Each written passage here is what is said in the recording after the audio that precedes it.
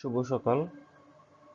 ব্যবস্থাপনা ও মার্কেটিং তৃতীয় বর্ষের শিক্ষার্থীদেরকে আজকের এই অনলাইন ক্লাসে ফুলেল শুভেচ্ছা জানাচ্ছি। আশা করি তোমরা সবাই ভালো আছো এবং নিরাপদে আছো। পাশাপাশি অনলাইন ক্লাস দেখে তোমরা তোমাদের লেখাপড়াও চালিয়ে যাচ্ছ।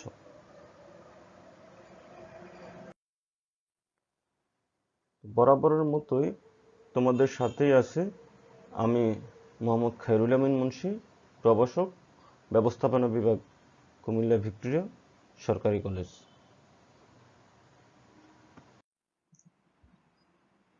আজকের পাঠ হলো ব্যবস্থাপনা ও মার্কেটিং বিভাগের তৃতীয় বর্ষের ট্যাক্সেশন ইন বাংলাদেশ কোর্সের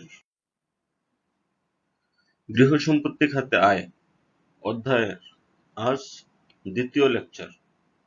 গত লেকচারে আমরা কয়েকটি টপিক পড়েছিলাম, আজ দ্বিতীয় লেকচার।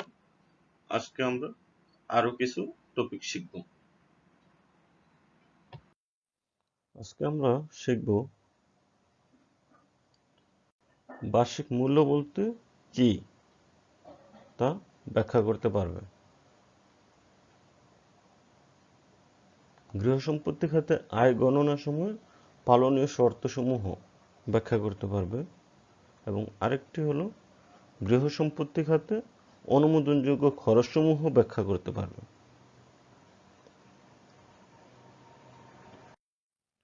এখন আমরা একটি গুরুত্বপূর্ণ টপিক শিখব, সেটি হলো বার্ষিক মূল্য। বার্ষিক মূল্য কি? গৃহ সম্পত্তি খাতে বার্ষিক মূল্য খুবই গুরুত্বপূর্ণ একটি বিষয়।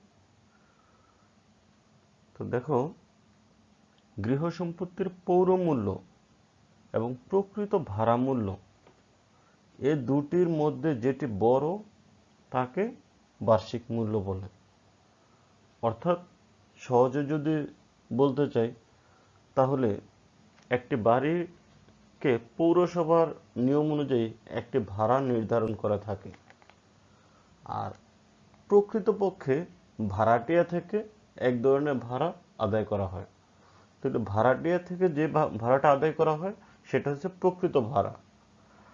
আর ওই এলাকা ভেদে পৌরসভার নিয়ম অনুযায়ী যত টাকা ভাড়া হওয়ার কথা এক বছরে সেটাকে বলা হয় পৌর মূল্য। তাহলে আমরা পৌর মূল্য এবং প্রকৃত ভাড়া এই দুইটার মধ্যে যেই মানটা বড় সেটাকে আমরা বার্ষিক মূল্য বলবো। আর গৃহ সম্পত্তি খাতে আয় অঙ্ক করার সময় এই বার্ষিক মূল্য আমাদের নির্ধারণ করতে হয়। আরেকটু ডিটেলস দেখো, এখানে দেখো বার্ষিক মূল্য, পৌর মূল্য এবং প্রকৃত ভাড়া এই দুটির মধ্যে আমরা দেখতেছি যেটি বড় সেটি হবে বার্ষিক মূল্য। বলা হচ্ছে গৃহ সম্পত্তি প্রত্যাশিত বা পৌর মূল্য এবং প্রকৃত ভাড়া মূল্য এই দুটির মধ্যে যেটি বড় তাকে গৃহ সম্পত্তির বার্ষিক মূল্য বলা হয়। তো আসো আমরা একটি উদাহরণের মাধ্যমে এটা ক্লিয়ার হই।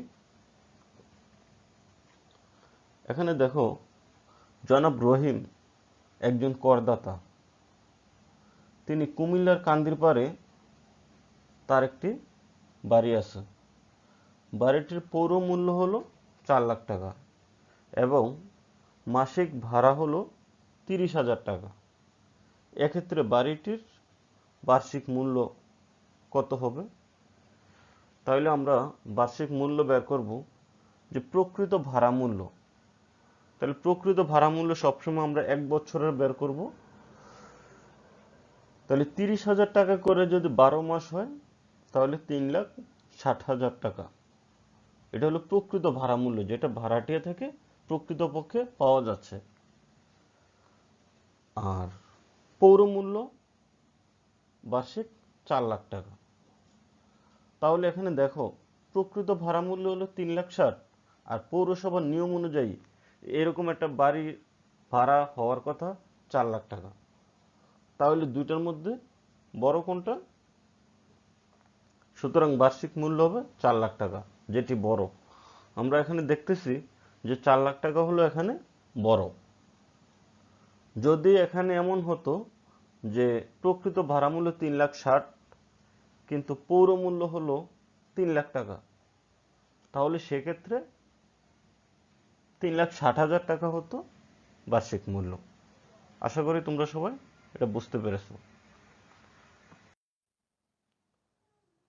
এখন আমরা যে টপিকটি দেখব সেটি হলো গৃহ সম্পত্তি খাতে আয় গণনার সময় পালনীয় শর্তসমূহ।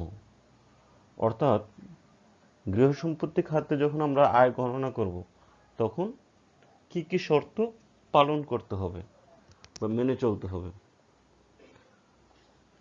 তো আসো, এই বইয়ে 8টি শর্ত দেওয়া আছে। তো প্রথম যে শর্তটি হলো সেটি বলা হচ্ছে আয় অবশ্যই গৃহ সম্পত্তি ও তৎসংলগ্ন ভূমির হতে হবে। অর্থাৎ আমাদের যে আয়টা সেটা অবশ্যই গৃহ সম্পত্তি থেকে হতে হবে এবং গৃহ সম্পত্তির সাথে সংলগ্ন ভূমির হতে হবে। এটা হলো একটি শর্ত। তারপরে আরেকটি শর্ত হলো করদাতা অবশ্যই গৃহ সম্পত্তির মালিক হবেন। অর্থাৎ যিনি করদাতা, যিনি কর দিবেন, তিনি যদি ওই গৃহ সম্পত্তিটার মালিক হন তখনই তার ওই আয়টা গৃহ সম্পত্তি খাতে আয় হিসাবে দেখাবেন। তাহলে মালিক হওয়া এটাও আরেকটি শর্ত। আর এই গৃহ সম্পত্তি করদাতা ব্যবসায় বা পেশার কাজে ব্যবহার করতে পারবে। অর্থাৎ যে গৃহটা, ওই গৃহটা যদি ব্যবসা অথবা পেশার কাজে ব্যবহার করে তখনই কিন্তু এটা গৃহ সম্পত্তি খাতে আসবে। এটাও আরেকটি শর্ত। গৃহটি অবশ্যই ভাড়া দিতে হবে। যদি ভাড়া দেওয়া হয় তখনই এটা গৃহ সম্পত্তি খাতে আসবে, ভাড়া দিয়ে আয় হলে। আর যদি নিজেই ব্যবহার করে ফেলে তাহলে এটা গৃহ সম্পত্তি খাতে দেখাতে হবে না। মালিক কর্তৃক ব্যবহৃত গৃহ সম্পত্তির আয় অকরধার্য।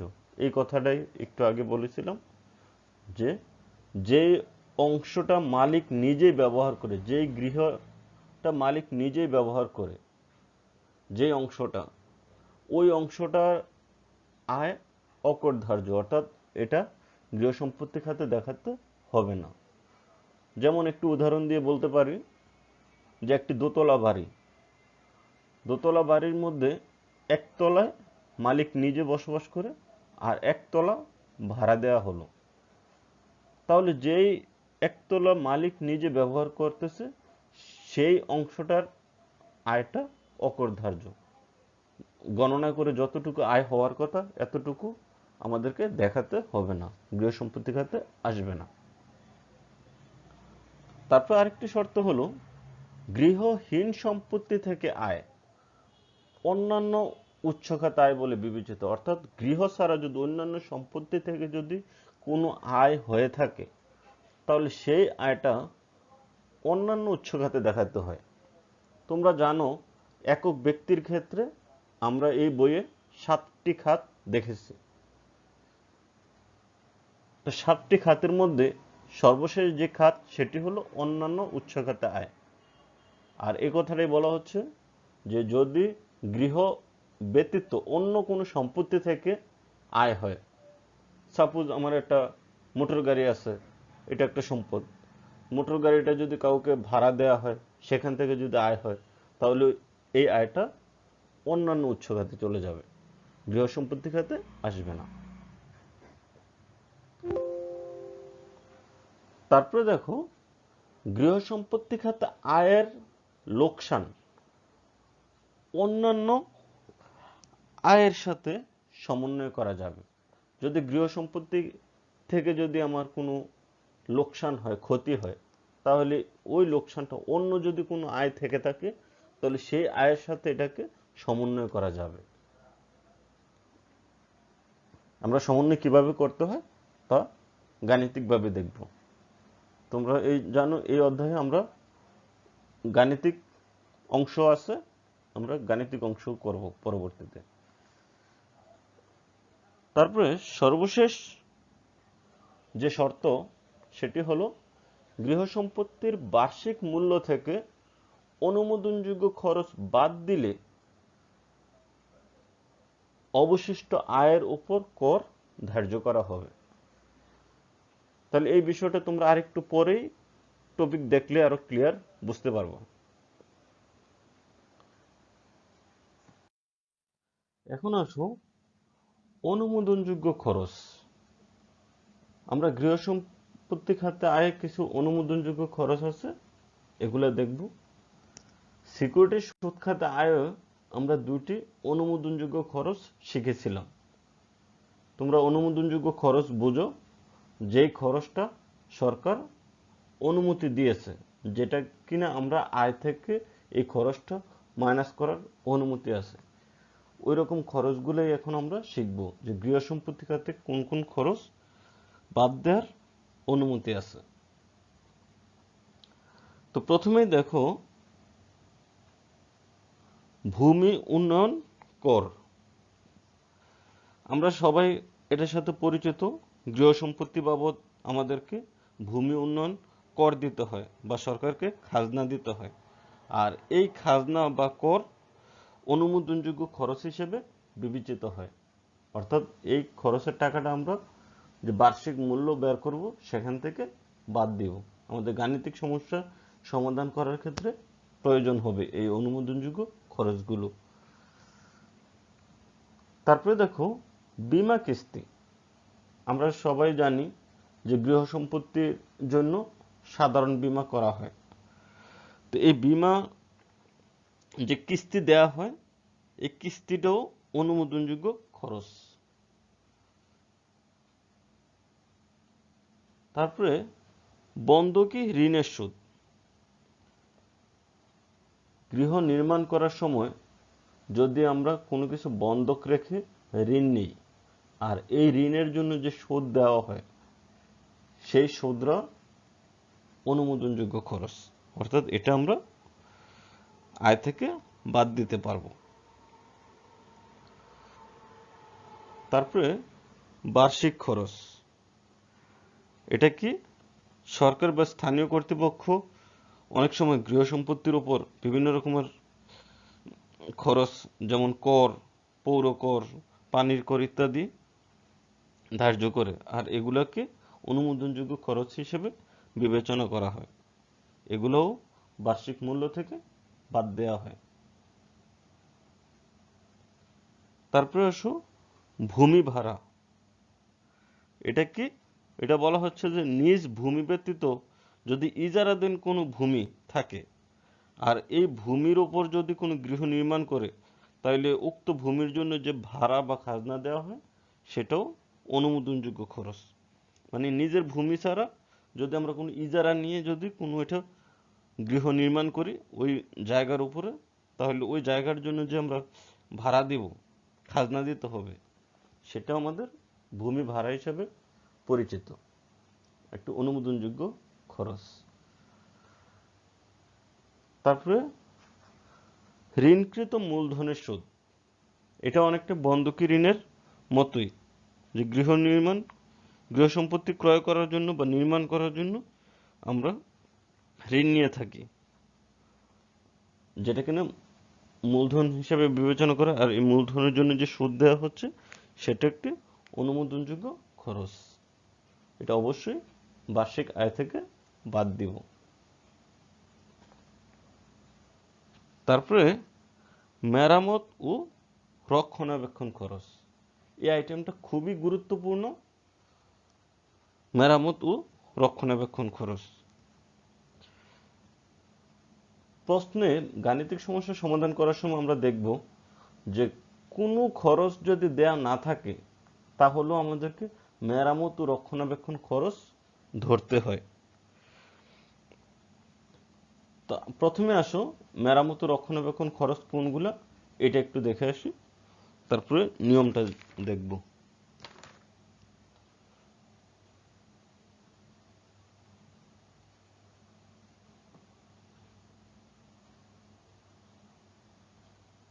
শূন্যতা ভাতা পড়ে নিই আমরা।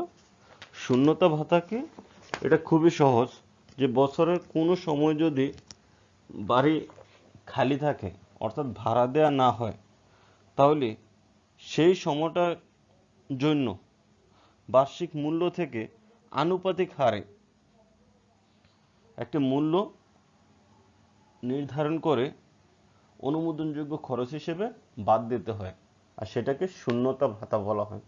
একেবারে খুব সহজেই যদি বলি, যে মনে করো যে 1 বছরের মধ্যে 2 মাস বাড়ি খালি ছিল, তাহলে আমরা ভাড়া পেলাম কয় মাস? 10 মাস।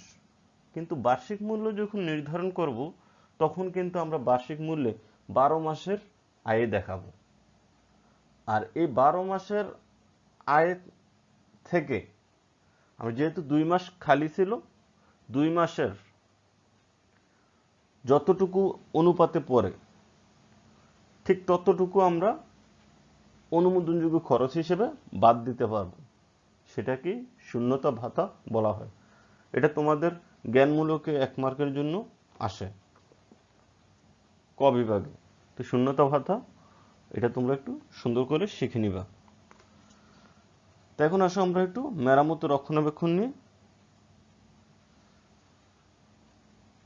অনাদায়ী ভাড়াটা একটু দেখে নিই। অনাদায়ী ভাড়া হলো ভাড়াটিয়ার নিকট থেকে যদি কোনো ভাড়া পাওয়া না যায় বা আদায় করা না হয়, তখন সেটাকে আমরা অনাদায়ী ভাড়া বলি। তাইলে এই অনাদায়ী ভাড়াটাও আমরা অনুমোদনযোগ্য খরচ হিসেবে বাদ দিব। তারপরে মেরামত রক্ষণাবেক্ষণ।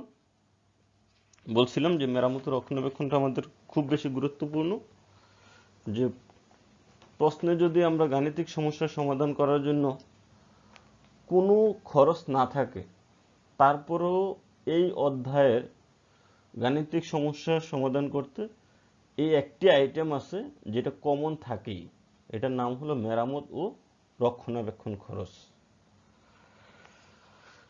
তো মেরামত ও রক্ষণাবেক্ষণ খরচ কোন কোন খরচগুলোকে, এগুলো আগে একটু দেখে নিই। তোমরা এখানে আমি 5টি আইটেম লিখেছি। মেরামত খরচ থাকলে এটাকে মেরামত ও রক্ষণাবেক্ষণ নামে বলা হবে। যদি আদায় খরচ থাকে, আদায় খরচ এ বাড়ি ভাড়া আদায় করতে হয়, তাহলে এর জন্য যদি আমি কাউকে দিয়ে, কোনো কর্মচারীকে দিয়ে আদায় করি, তাহলে এর পেছনে খরচ হচ্ছে, তাহলে এটাও মেরামত রক্ষণাবেক্ষণ নামেই অভিহিত হবে। তারপরে পয় ও পানি নিষ্কাশন বা পয় কর বলতে পারো, এটাও মেরামত ও রক্ষণাবেক্ষণ। তারপরে এক কথায় বলতে পারি সমস্ত কর্মচারীর বেতন বাড়ির, যেমন দারোয়ান, মালি, পাম্পম্যান। পাম্পম্যান তোমরা জানো, যারা পানির লাইনের কাজ করে, ফিটিং এর সাথে যারা জড়িত, পানির লাইন, পাম্পম্যান। ঝাড়ুদার, নৈশ প্রহরী, লিফটম্যান, কেয়ারটেকার এর বেতন, এই যে সমস্ত প্রকার এগুলোর বেতন, এই বিষয়গুলো আমরা মেরামত ও রক্ষণাবেক্ষণেই দেখাবো বা বলা হয়। তারপরে আরেকটা দেখো, আইন ও অন্যান্য খরচ। আইন ও অন্যান্য বলতে আমাদের গৃহ সম্পত্তি বা ভাড়া আদায় সংক্রান্ত যদি কোনো আইনের আশ্রয় নিতে হয়, তখন সেটাকে আমরা আইন খরচ বলি। আর এই আইন অথবা এর বাইরে যদি আরো অন্যান্য কোনো খরচ থেকে থাকে, এই জিনিসগুলো আমরা মেরামত ও রক্ষণাবেক্ষণ নামে অভিহিত করব। এখন মেরামত ও রক্ষণাবেক্ষণের জন্য 2টি পদ্ধতি আছে। মেরামত ও রক্ষণাবেক্ষণ হিসাব করার সময় আমাদের মাথায় রাখতে হবে, আবাসিক উদ্দেশ্যে ব্যবহৃত গৃহের ক্ষেত্রে গৃহ সম্পত্তির বার্ষিক মূল্যের 1/4 বা 25%। আবাসিক উদ্দেশ্য বলতে তোমরা বুঝো যে গৃহটা বসবাসের উদ্দেশ্যে ভাড়া নেওয়া হয়, সেটাই হলো আবাসিক উদ্দেশ্যে ভাড়া ব্যবহৃত গৃহ। তাহলে এক্ষেত্রে আমরা কি করব, মেরামত ও রক্ষণাবেক্ষণ খরচ লিখে বার্ষিক মূল্য যা থাকবে তার 4/1 অর্থাৎ তার 25% আমরা অনুমোদনযোগ্য খরচ বসিয়ে দেব। আর যদি বাণিজ্যিক উদ্দেশ্যে ব্যবহৃত গৃহ হয় সেক্ষেত্রে গৃহ সম্পত্তির বার্ষিক মূল্যের 30%, বাণিজ্যিক উদ্দেশ্য বলতে বোঝাচ্ছে যে গৃহটা ভাড়া নেওয়া হলো কোনো ব্যবসায়ের উদ্দেশ্যে, যেমন কোচিং সেন্টার বা কোনো একটা বেসরকারি বিশ্ববিদ্যালয় করা হবে এর জন্য ভাড়া নেওয়া হলো, অথবা ব্যবসা করা হবে। সহজ কথায় যদি আমরা বলতে চাই যে ভাড়া নেওয়া হলো ব্যবসা করার উদ্দেশ্যে, তখন সেটাকে বাণিজ্যিক উদ্দেশ্য বলা হয়। আর বাণিজ্যিক উদ্দেশ্য যদি হয়ে থাকে সেক্ষেত্রে আমরা মেরামত রক্ষণাবেক্ষণ খরচ বার্ষিক যে মূল্য থাকবে তার 30% বসিয়ে দেব, এটা নির্দিষ্ট। ওকে প্রিয় শিক্ষার্থী, গত ক্লাসে আমরা নতুন যে অর্থায়ন 2020 এ অনুসারে নতুন করযোগ্য সীমা দেখেছিলাম। এটা তোমরা গত ক্লাসে দেখেছো যে প্রথম 3 লাখ পর্যন্ত 0%। এটা সাধারণত পুরুষ করদাতার ক্ষেত্রে বলা হচ্ছে। তারপর পরবর্তী ধাপগুলো আমরা দেখেছি। আজকে আমরা এর সাথে আরেকটু অংশ দেখব। আমরা আগে যে নিয়মটা পড়েছি সেটা হলো একজন পুরুষ করদাতার ক্ষেত্রে। আজকে আরো কিছু শর্ত আছে, সেগুলো দেখি। যে মহিলা করদাতা এবং 65 বছর বা তার ঊর্ধ্বে বয়সের করদাতার করমুক্ত আয়ের সীমা হবে 3,50,000 টাকা। অর্থাৎ করদাতা যদি মহিলা হয় তার জন্য 3,50,000 প্রযোজ্য করমুক্ত সীমা। সাথে সাথে যদি পুরুষ করদাতার বয়স 65 বছরের ঊর্ধ্বে, 65 বছর বা তার ঊর্ধ্বে হয়, সেই ক্ষেত্রেও 3,50,000 টাকা করমুক্ত সীমা। তারপরে প্রতিবন্ধী ব্যক্তি করদাতার ক্ষেত্রে করমুক্ত সীমা হবে 4,50,000 টাকা। অর্থাৎ করদাতা যদি প্রতিবন্ধী হয়ে থাকে সেক্ষেত্রে করমুক্ত সীমা হবে 4,50,000, মানে প্রথম 4,50,000 পর্যন্ত আমাদের করের হার 0 হবে। তারপরে বলা হচ্ছে গ্যাজেটেডভুক্ত যুদ্ধাহত মুক্তিযোদ্ধা ক্ষেত্রে 4,75,000, অর্থাৎ মুক্তিযোদ্ধাদের ক্ষেত্রে 4,75,000 পর্যন্ত করমুক্ত সীমা। তারপর একটা দেখো, ঘ নাম্বারে বলতেছে কোন প্রতিবন্ধী ব্যক্তির পিতামাতা বা আইনানুগ অভিভাবকের প্রত্যেক সন্তান বা পুষ্যের জন্য করমুক্ত আয়ের সীমা 50,000 টাকা বেশি হবে। এই জায়গাটা কি বলতেছে? বলতেছে যে করদাতার যদি কোনো প্রতিবন্ধী সন্তান থেকে থাকে তাহলে সেই ক্ষেত্রে করদাতার স্বাভাবিক যে করমুক্ত সীমা এর সাথে আরো 50,000 টাকা অতিরিক্ত যোগ হয়ে যাবে। যেমন একজন পুরুষ করদাতার জন্য করমুক্ত সীমা হলো 3 লাখ টাকা। তো পুরুষ করদাতার যদি একটা প্রতিবন্ধী সন্তান থাকে তাহলে সে তার 3 লাখের জায়গায় আরো 50,000 যোগ হয়ে 3,50,000 টাকা হবে করমুক্ত সীমা। ঠিক একই রকম যদি এটা মহিলার ক্ষেত্রে হয়, মহিলার স্বাভাবিক করমুক্ত সীমা হলো 3,50,000, এর সাথে আবার 50 যোগ হয়ে যাবে, তাহলে 4 লাখ হয়ে যাবে। আশা করি বুঝতে পেরেছো বিষয়টা। আর বলা হচ্ছে প্রতিবন্ধী ব্যক্তির পিতা ও মাতা উভয়ই যদি করদাতা হয় তাহলে যে কোনো একজনে এই সুবিধাটা নিতে পারবে, যে কোনো একজনের সাথে 50,000 যোগ হবে। ওকে, এটা ছিল গত ক্লাসের ধারাবাহিকতা এই অংশটা। তোমাদের জন্য আজকের বাড়ির কাজ, গৃহ সম্পত্তির বার্ষিক মূল্য বলতে কি বোঝো? বা শুধু বার্ষিক মূল্য বলতে কি বোঝো? গৃহ সম্পত্তি খাতে আয় গণনার সময় পালনীয় শর্তসমূহ বর্ণনা করো। আর আরেকটি টপিক হলো গৃহ সম্পত্তি খাতে অনুমোদনযোগ্য খরচসমূহ আলোচনা করো। এই তিনটি তোমাদের আজকের বাড়ির কাজ।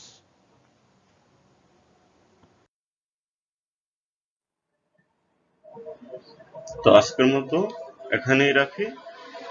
সবাই ভালো থাকো, সুস্থ থাকো এবং ঘরেই থাকো। পাশাপাশি অনলাইন ক্লাস দেখে তোমরা লেখাপড়া চালিয়ে যাও। সবাইকে ধন্যবাদ।